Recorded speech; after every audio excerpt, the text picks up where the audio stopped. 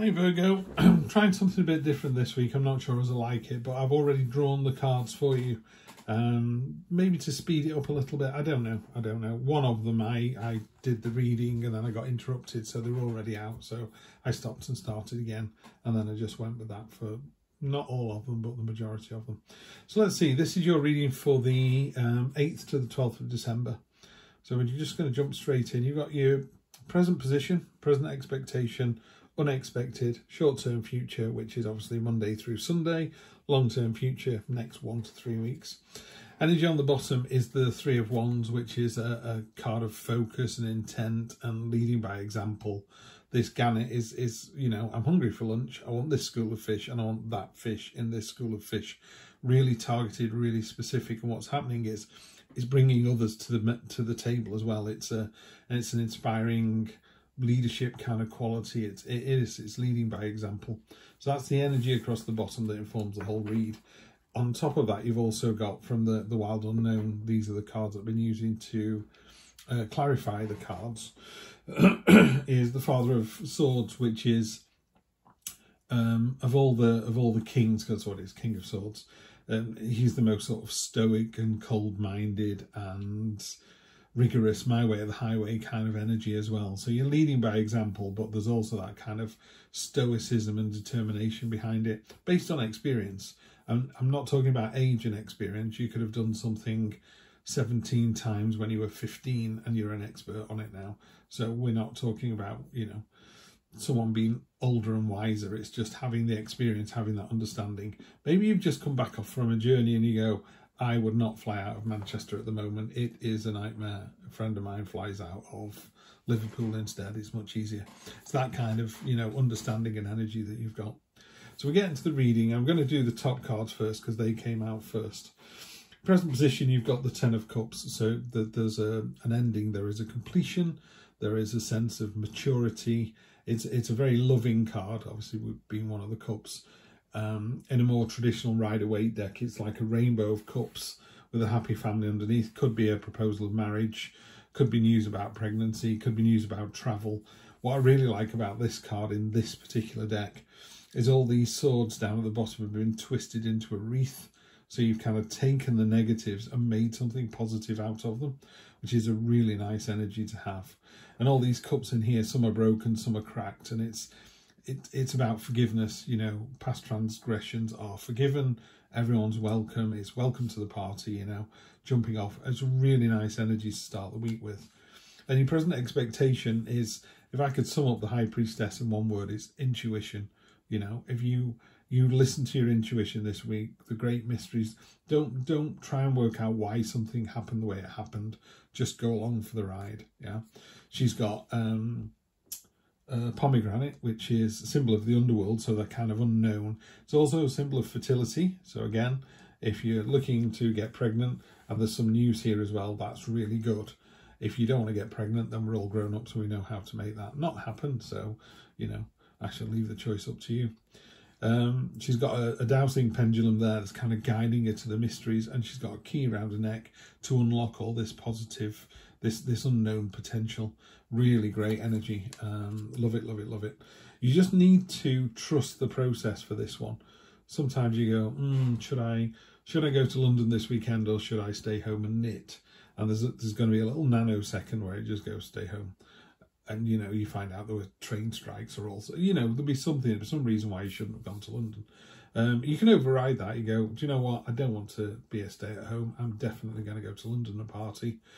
And maybe the universe goes, okay, you overrode that. Then let's trust your intuition when you get down there.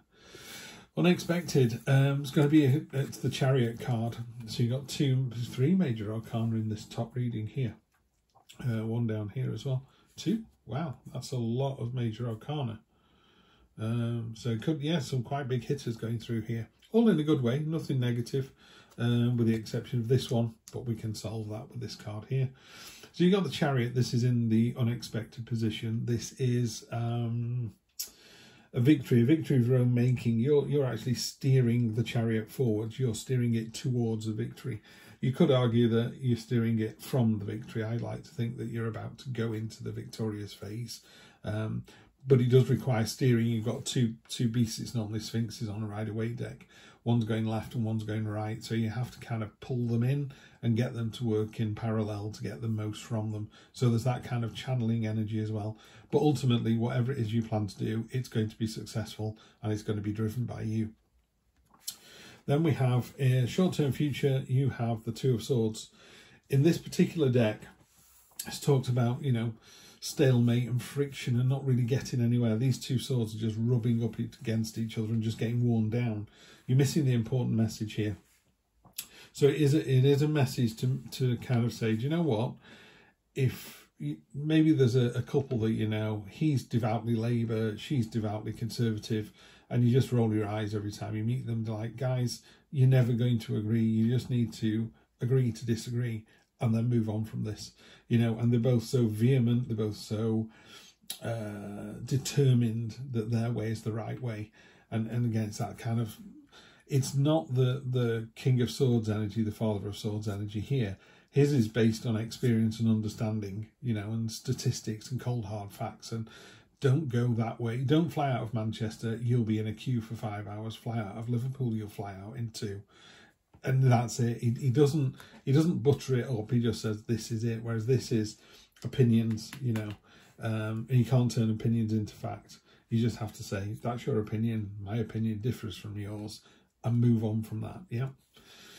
And then that's your short-term future. So there's some sort of little bit prickly stuff going on here. And it could be from some information down here that you've received that you maybe present to a significant other, partner, brother, sister, mother, father, work colleagues, and it doesn't go down the way you want it to, and there's a bit of resistance here. So then what you're asked to do for the long-term future is the Hermit card. This is about navel gazing and finding the truth that's hidden in plain sight. You know the answer to this. Often when I do these general readings, they're really quite tough because someone might be going, oh yes, this is about my partner, this is about my mother who passed last week, this is about my new job, this is about me going to Hong Kong, this is about me just finding out I'm not spending Christmas with my family.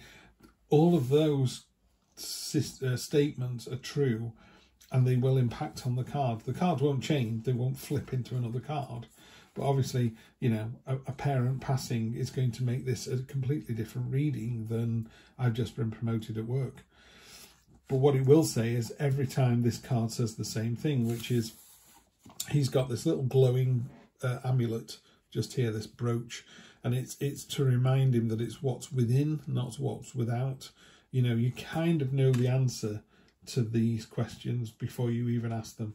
Tarot is only a signpost. You know, if you could tell us the numbers for the lottery, I would have used it for the numbers for the lottery, trust me. You know, it doesn't do that.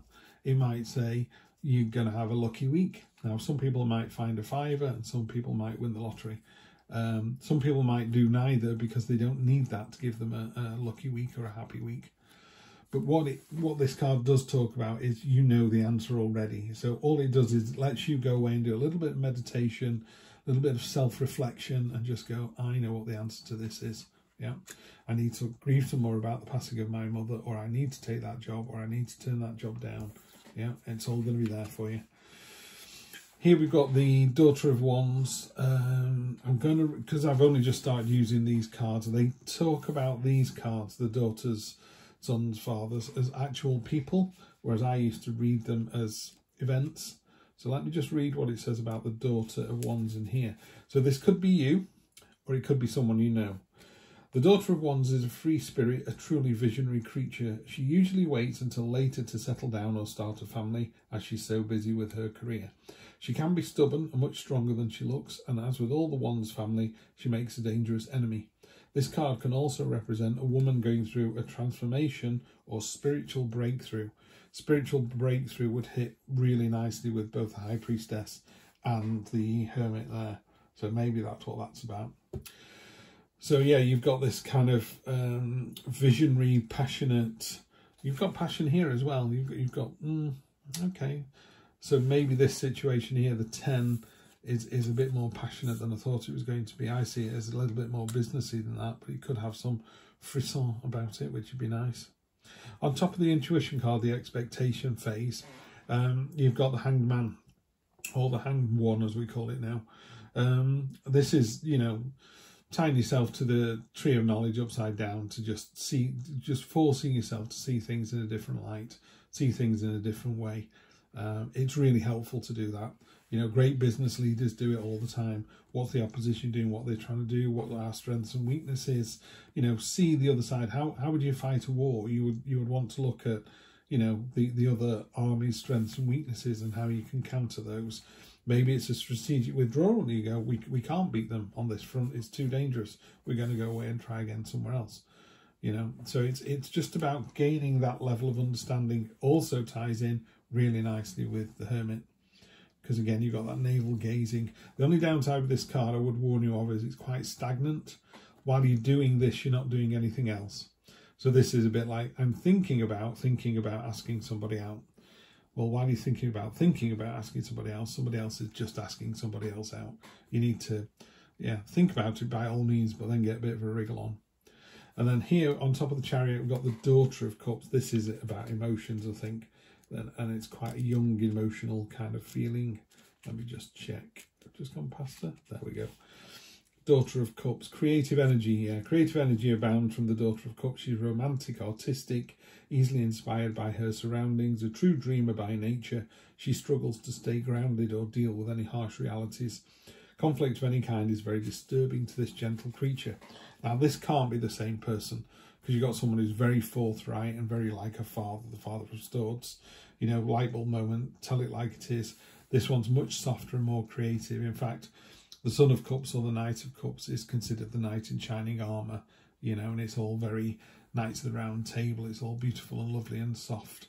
So these are exact opposites. So if this is you, and I'm not saying it is or it isn't, if this is you, could be another part of your nature, but I would say this is another person.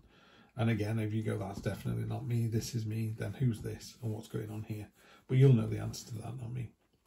On top of the Two of Swords, which works really nicely, is the Emperor card. The Emperor is, we don't assign gender to cards, but it is very high vibrational masculine energy.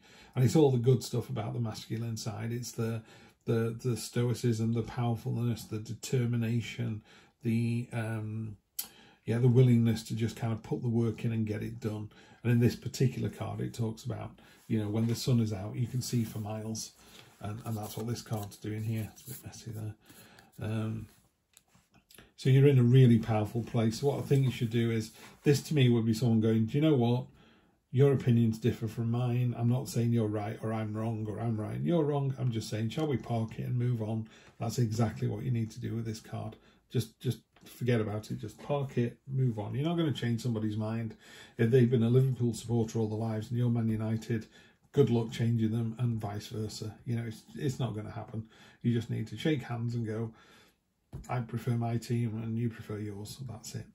On top of the Hermit, after you've had this kind of moment of introspection, the pause, the intuition, you've really thought about it, you've got the victory. What does that victory do? Where does that take you? Well, you've got a victory coming in. Where does it take you? It takes you a fantastic result. Ace of Cups. All of this thinking that you're doing, this reflection, this determination, this intuition, this coming to the end of something, this acknowledging your personalities is another really good way of looking at these two cards. You know, some people like standing up in front of a crowd and talking about themselves. They love the sound of their own voice. Other people hate it. You know, why put somebody who hates being on a stage when there's 20 other people chomping at the bit to be on the stage? You know, let this person be what they want to be. Let this person be what they want to be, and it all works out really nicely for you. So what I would say this week is just be yourself. Whichever of yourselves this one is, just be yourself, because you get a fantastic result with this Ace of Cups. Ace of Cups is a new start with all the love and focus and intent that you want. Great, great week. Have a fantastic one, Virgo. I'll see you next week for more of the same. Take care.